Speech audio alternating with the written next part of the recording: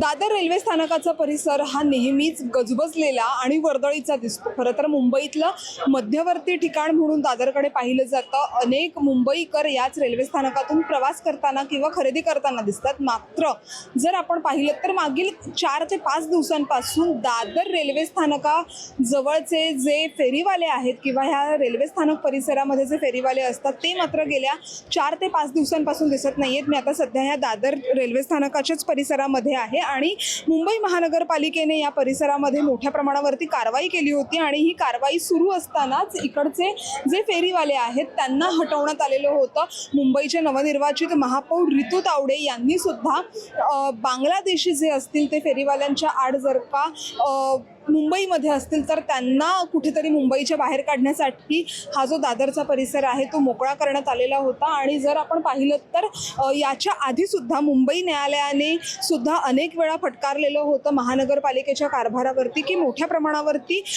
जे रेल्वे स्थानकाजवळचे परिसर आहेत तिथून सर्वसामान्य नागरिकांना सर्वसामान्य मुंबईकरांना प्रवास करताना अडचण होते। तर अशा वेळी या सगळ्या ज्या गोष्टी आहेत त्या कुठेतरी बंद व्हायला हव्यात।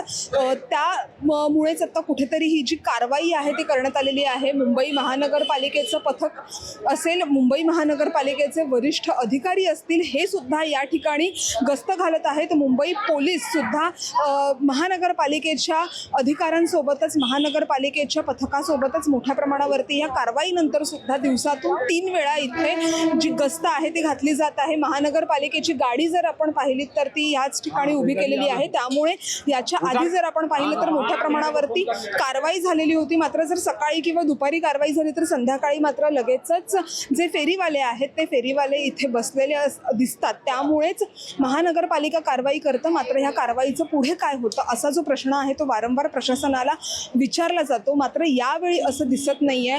इथले नागरिक जे आहेत ते नागरिक सुद्धा मोठ्या प्रमाणावरती कुठेतरी त्यांनी निश्वास सोडलेला आहे किंवा कुठेतरी त्यांनी एक मोकळा श्वास सोडलेला आहे की याच संपूर्ण भागामध्ये जे फेरीवाल्यांचं अतिक्रमण केलेलं होतं संध्याकाळच्या वेळी किंवा सकाळच्या वेळी नागरिकांची जेव्हा मोठ्या प्रमाणावरती वर्दळ असते, गर्दी असते, याच वेळी नेमकं प्रवाशांना मोठ्या प्रमाणावरती त्रास जो आहे तो इथे होतो। त्यामुळे कुठेतरी हा संपूर्ण जो परिसर आहे तो आता महापालिका प्रशासन असू दे यांनी आता तो पूर्णपणे साफ केलेला आहे। त्यामुळेच नागरिक जे आहेत ते आता इथनं मोकळेपणाने प्रवास करू शकत आहेत। याच्या आधी सुद्धा महानगरपालिकेचे आयुक्त भूषण गगराणी यांनी सुद्धा अचानक ज्या सरप्राईज व्हिजिट आहेत त्या इथे दिलेल्या होत्या। मात्र कुठेतरी या सगळ्या व्हिजिट झाल्यानंतर पुन्हा एकदा काही तासांनी फेरीवाल्यांचं जे अतिक्रमण होतं ते या भागात झालेलं पाहायला मिळत होतं। त्यामुळे आत्ताचा जो हा परिसर आहे तो आत्ता मोकळा झालेला आहे। इथे कोणतेही फेरीवाले नाही आहेत। हा जर आपण केशवसूत उड्डाणपूल बघितला तर त्या उड्डाणपुलाखालून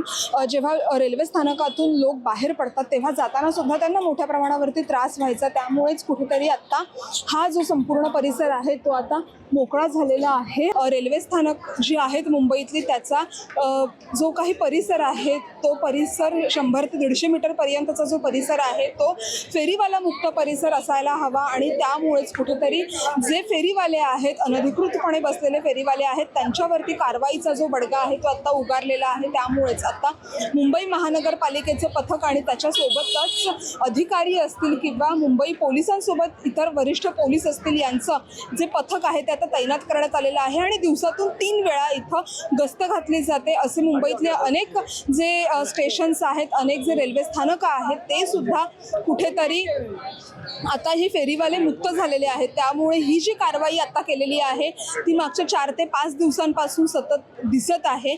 मात्र आता ही जी कारवाई केलेली आहे ती आता किती काळ पुढे राहील आणि आणखीन किती दिवसांपर्यंत हा जो दादरचा परिसर आहे रेल्वे स्थानकाजवळचा तो किती काळ फेरीवाला मुक्त राहील हे पाहणं महत्त्वाचं असणार आहे। लोकमत मुंबईसाठी निधी पेडणेकरचा रिपोर्ट।